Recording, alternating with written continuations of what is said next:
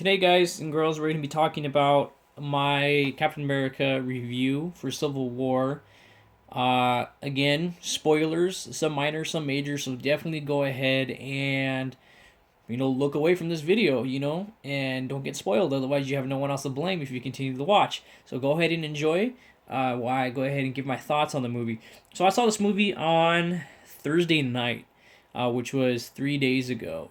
No, 2 days ago, and it's kind of fresh in my head. It's not as fresh as coming out of the movie. I would have honestly reviewed it better, but I was, I had work and I had school and everything. I wasn't ready to do the review then, but I have to try to get it out now because I plan on seeing it tomorrow. But then tomorrow is again Mother's Day. So with the review, let's go ahead and let's start. Start off the back. It starts off with Bucky showing the past, the 1991 event where he kills Tony Stark's parents, and of course we don't know who he kills. We kind of assume it in the beginning, and then it cuts from there. Then it goes to Captain America with the Avengers at that time, and they're battling Crossbones, who's now no longer with Hydra, but he's just a mercenary hired to go steal some bioweapon. And if you actually look closely, the black guy, little Easter egg, that black guy, that's the henchman to Crossbones, the one that drops the vial, and I think he's the one that drops the vial, but he's the really tall guy that talks a little bit to Crossbones, and he talks to Black Widow and fights her, and then she knocks him on the ass. She's actually the one chasing him. He's actually the original Thanos. He was actually the guy that stood up at the end and turned to his right and smiled with that smirk. That Thanos, that was actually him. Little Easter egg, you guys just know. I did meet him a couple years ago at a comic convention. He's really tall. He's really cool. He's really cool to know. But it was a nice little how they paid tribute to him and just kind of gave him that, hey, you were part of this. Let's put you back in this film. So that was really great. And then, cuts from there, and, because of Crossbones, which I felt that Crossbones was good. I mean, yeah, they killed him off a little bit early for my taste, but I don't think it was a bad move. I mean, you really think about it, Crossbones was used as that breaking point to cause the Accords. I mean, if it wasn't for him blowing up, and killing Captain America, or all those people, I mean, the movie would have just ended right there. Of course, because Scarlet Witch couldn't control her powers, or at least wasn't thinking hard enough. She stopped the explosion for some time and threw up in the air, and boom, just happens to blow up. Because of Crossbones, the whole movie plays out. So honestly, they used him as a good point. I mean, yeah, they killed him off early, but what can you do? And you can't have too many villains in the movie, so it makes sense.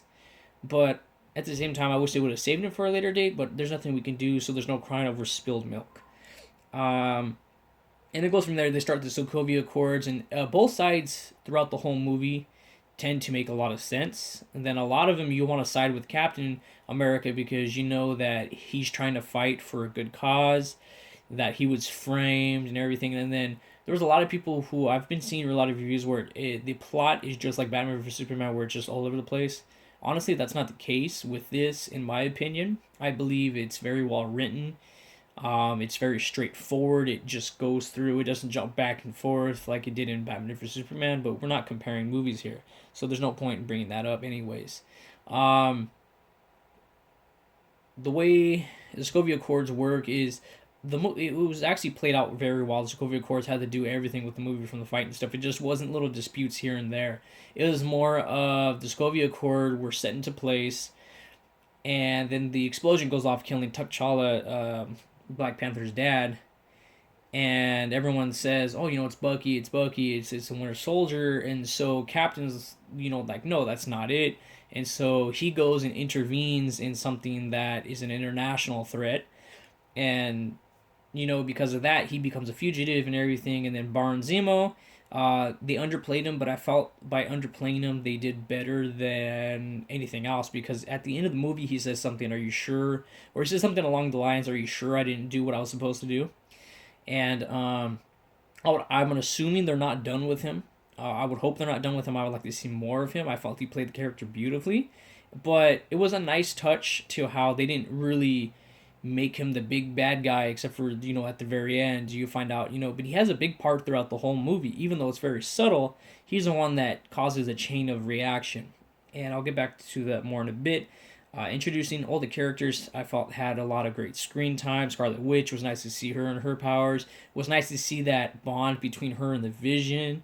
Kind of playing off that there is a relationship, but they're getting there, and it was really nice to see Tony Stark play play Iron Man and feel sorry for his actions from everything leading up until this point, and then making Captain America actually look like a fugitive. That actually got me pretty good, and going from there, you want to side with both characters, but of course, I just wanted to see how the movie played out. And like I said, there was not a moment where I ever felt too bored. I had these seats actually, they're called D box seats, where they cost like $20, which is the ticket in the seats, and they move around and they're automated throughout the movie. And it's nothing like at a park or anything like that, but it does throw you quite a bit, and it gets you into the action pretty good. I was on the edge of my seat throughout the whole movie, wanting more, and at no point throughout the movie did I feel there should have been a little bit less of this or a little more of that. And honestly, I did like the movie very much. I felt when they started Spider-Man, and they introduced him as Peter Parker, and then Tony Stark being there, talking, oh yeah, I got your grant, and then he shows him, hey, this is you on YouTube. He's like, nah, nah, nah. I actually felt that through that time, I automatically knew that Tom Holland was born to be Spider Man. I felt his portrayal of Spider Man with all of his, corny jokes and everything throughout the whole film were were him. I mean, it was Spider Man. Spider Man's known as that geeky little kid making all those smart remarks. And it was kind of like, hey, they finally captured that element. That's great. Ant Man in there, of course, definitely, steals a show when he becomes, spoiler, Giant Man. And I felt we all saw this coming with all the toys, especially with the Funko 6-inch pop Giant Man, a bunch of other stuff. But at this point, it's been pretty much confirmed. He is Giant Man in the movie. He plays out pretty well. He is funny. He does a lot of funny stuff in it. I mean, it's not as, I would say he doesn't have as much screen time as some of the other guys, but it's well played out. I felt that he wasn't underplayed, but I felt that they didn't want to put him too much in the movie because they're saving him for Ant Man and the Wasp coming up pretty soon. Black Panther, what can I say? It was a very good portrayal by the actor. I'm trying to remember his name, but I can't think of it right now. And Chadwick Boseman, there you go. Chadwick Boseman did a very good job at portraying Black Panther. I love the design of the suit. In fact, it might be my favorite suit.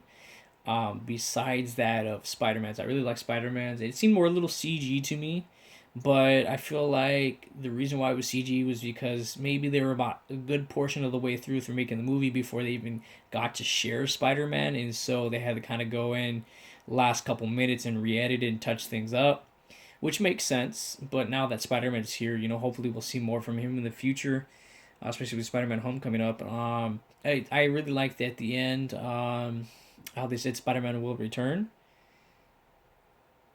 What else?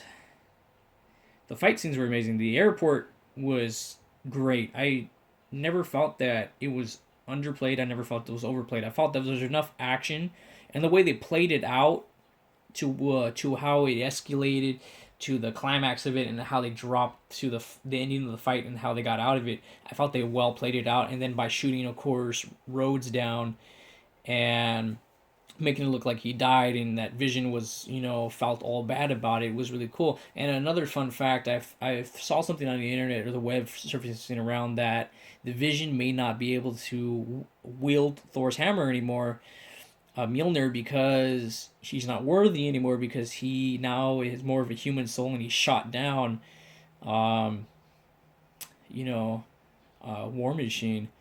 And to see that was pretty amazing, that someone the stuff synthetic of so much power can actually mess up like that. Then at the same time you think about it, he has a human soul and just in a synthetic body, so that's pretty cool.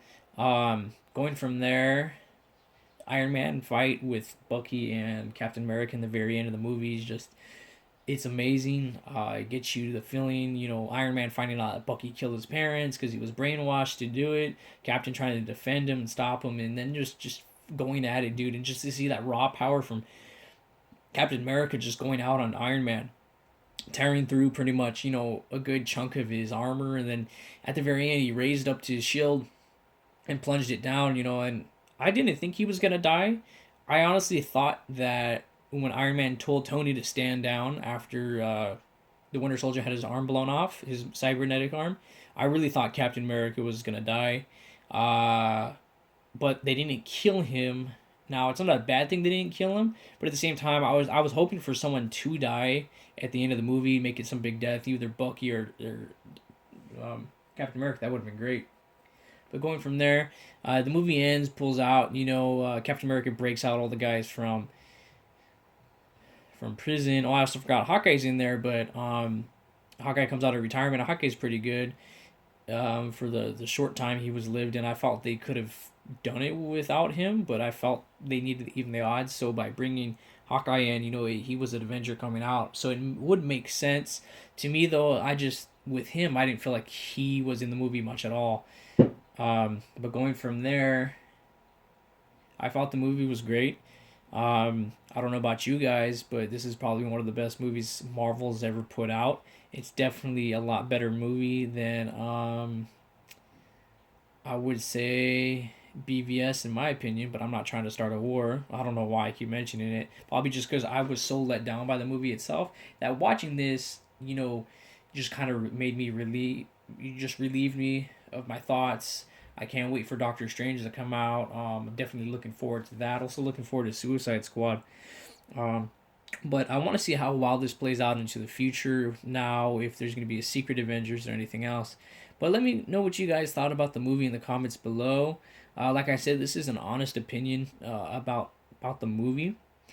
So it's just an opinion. There's no correct opinion. If I was a movie critic, this would be my opinion about the movie. I really thought it was great. Millions of other people think it was great. And I think that, we're going to get, as closer we get to Infinity War, we're going to get some really good movies. So you guys take care and have a good day. Thanks for watching.